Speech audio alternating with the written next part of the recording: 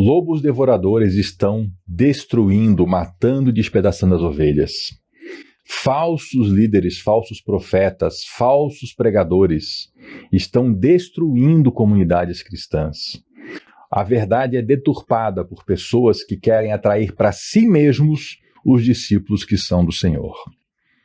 Pode parecer que eu estou falando da atualidade, mas eu estou falando do que nós estamos estudando juntos na Bíblia, no capítulo 20 de Atos dos Apóstolos. Olá, seja bem-vindo, aqui nós estudamos a Bíblia. E estamos prosseguindo nesse vídeo aqui, continuando o estudo do nosso livro de Atos, aqui no capítulo 20, e agora a partir do verso 32. Nós vimos que o apóstolo Paulo, ele estava em Troade, de lá ele viajou. Ele se juntou a um grupo mais tarde, viajaram de navio, foram de porto em porto, e quando ele chegou numa certa região, quando ele chegou em Mileto, ele decidiu não partir para Éfeso, onde tinha uma importante comunidade, que Paulo ficou lá 3 anos pastoreando essa comunidade. Provavelmente, Lucas pastoreou essa comunidade depois, há indícios históricos disso. Lucas que escreve aqui esse livro, né? Que é o mesmo que escreveu o Evangelho de Lucas. E aí Paulo, lá de Mileto, ele manda chamar os presbíteros para uma última reunião, para uma última despedida, porque Paulo sabe que ele vai para Jerusalém e que lá prisões e sofrimento o aguardam. Então ele vai dando instruções e vai lembrando eles de tudo que ele já ensinou sobre pontos muito importantes, inclusive sobre lobos devoradores que não poupariam o rebanho e sobre pessoas que dentre eles, depois da partida de Paulo, botariam as garrinhas de fora para começar a tentar atrair os discípulos para si mesmos e obter vantagem. Verso 32. Agora, eu os entrego a Deus e a palavra da sua graça, que pode edificá-los e dar-lhes herança entre todos os que são santificados. Paulo já não tem mais o que fazer com eles. Paulo já ensinou tudo o que sabia. Ele falou, vocês sabem, eu ensinei toda a verdade. Paulo pregou entre eles, viveu lá, acompanhou as pessoas, discipulou, ensinou em público, ensinou de casa em casa. Ele fez tudo o que ele podia. Agora ele falou, agora eu entrego. Agora eu entrego vocês a Deus e a palavra da sua graça, que pode edificar vocês e dar herança entre todos os que são santificados. Santificados quer dizer separados. Santo quer dizer separado. É quando alguém se separa. O que quer dizer se separar? Quer dizer não ter contato com os outros? Não. Quer dizer não fazer mais o que fazia antes, não viver mais a velha vida. Se separa daquilo que não é correto. Não é se separar das pessoas. Até é escrito na Bíblia, né? Se eu fosse dizer para vocês se separarem das pessoas, tinham que sair desse mundo. A ideia não é essa, né? A ideia é se separar do que não presta, das práticas erradas. Então isso também é o conceito de santidade. Não cobicei a prata, nem o ouro, nem as roupas de ninguém. Gente, isso aqui agora é bem atual, hein? Olha, que pregação para os dias de hoje, que pregação para a gente olhar, não só para hoje, para a história do povo de Deus e observar como líderes cobiçaram a prata, o ouro e as roupas dos outros. Como foi construído toda uma série de fortunas em cima das ovelhas do Senhor. Como pessoas cobiçam os bens dos outros. Se você for dar uma olhadinha, olha, é triste. É muito triste ver o estado em que se encontram muitas comunidades, onde tudo o que é falado é dinheiro. Me chama a atenção que nós temos esse livro aqui maravilhoso, a Bíblia, que fala sobre tudo. Paulo aqui acabou de dizer isso para eles. Vocês sabem que eu ensinei a vocês toda a verdade. Foram 3 anos. Ele foi incansável. Ele pregava e ensinava diariamente. Não foram 3 anos de domingos. Foram 3 anos de sol a sol, todos os dias.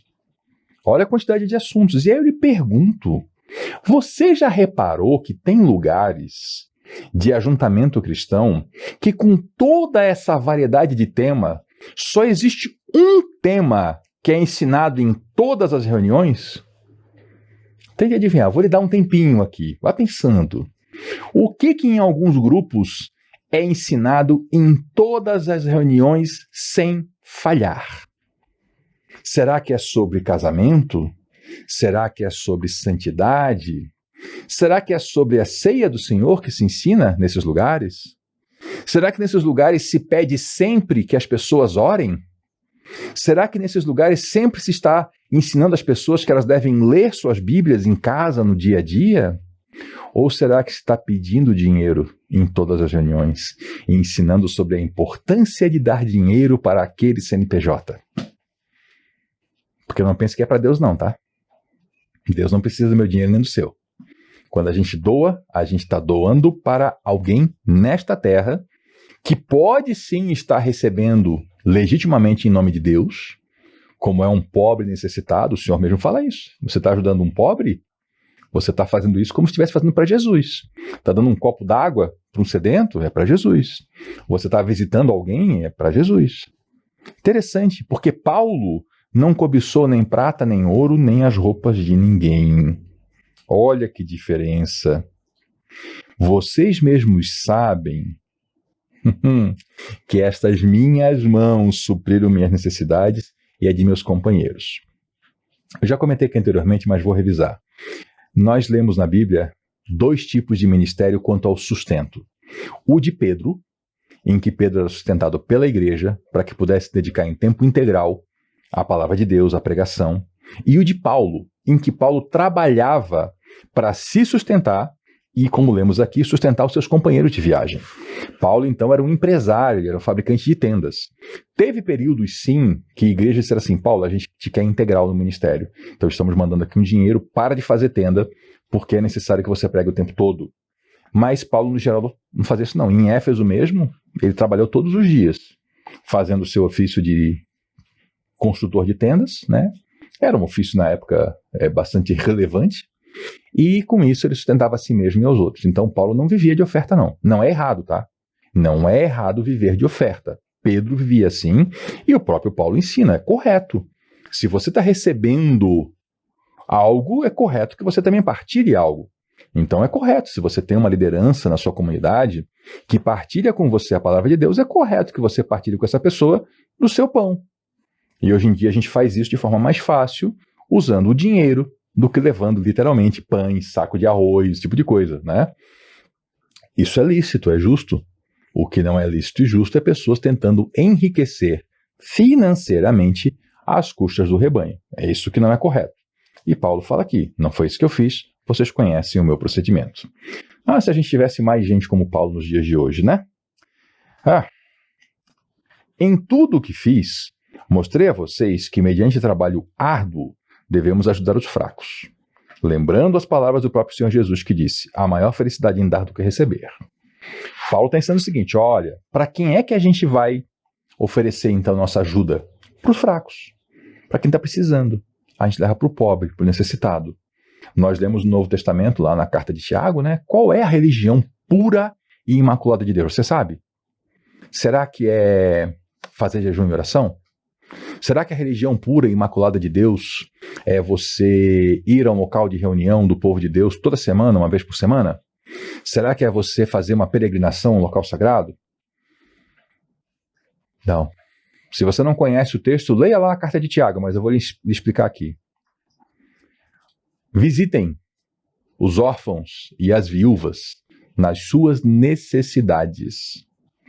Esta é a religião pura e imaculada de Deus. Você quer expressar a religião pura e imaculada de Deus? Vá visitar uma viúva, um órfão, um necessitado, leve a eles o que comer. Se você não pode visitar, mande por meio de alguém.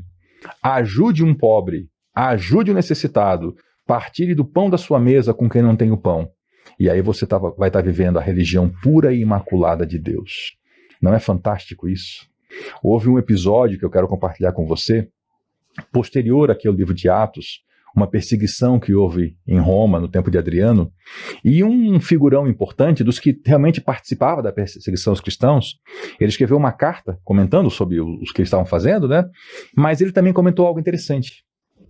Ele falou assim, chama a atenção como os cristãos cuidam dos pobres, tanto dos pobres deles quanto dos nossos pobres. Chamava a atenção desse homem romano que o povo de Deus cuidava dos pobres, não só dos pobres cristãos, mas dos pobres também romanos, que eram pagãos, que adoravam falsos deuses. Eles viam, está precisando de comida, vamos ajudar essa pessoa, vamos levar um pão para ele. Paulo está falando disso aqui. É melhor coisa dar do que receber. Primeiro no sentido prático, né?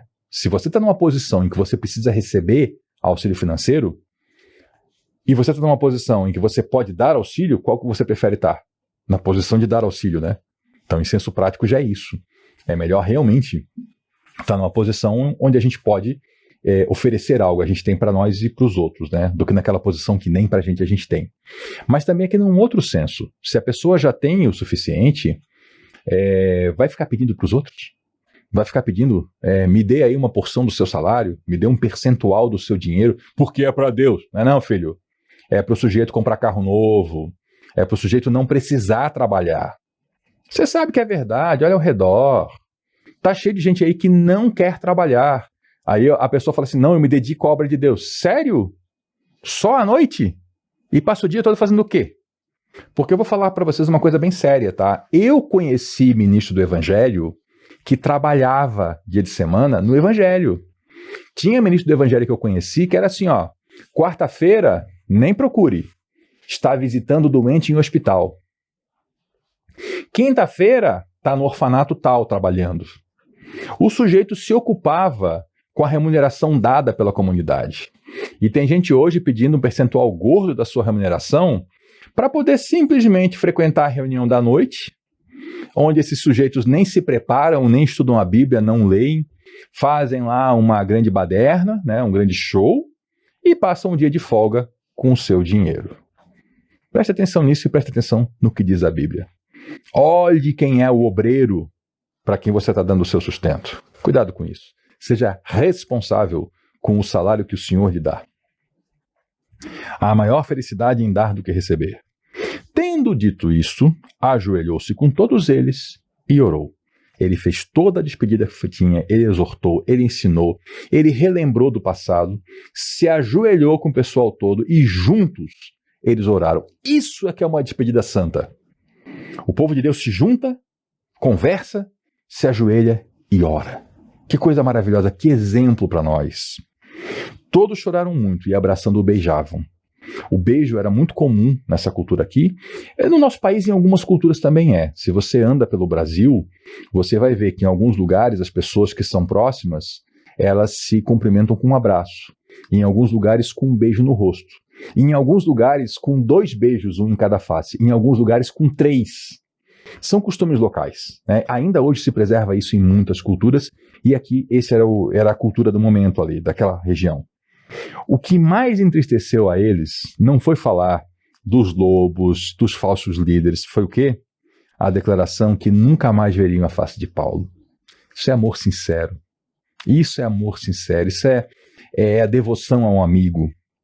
Então acompanharam ele até o navio. E aí acabou. E aí foi a despedida.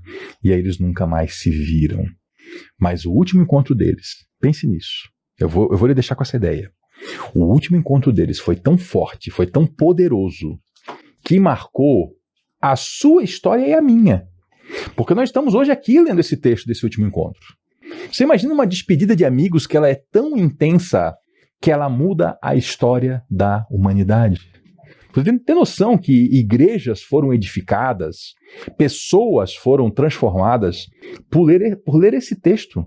Essa porção das Escrituras de uma despedida entre os presbíteros de Éfeso e o apóstolo Paulo, que as nossas vidas possam ser vidas tão fortes no caráter de Cristo, que elas marquem outras vidas também. Eu não tenho a pretensão de que a gente seja que nem Paulo, assim, né?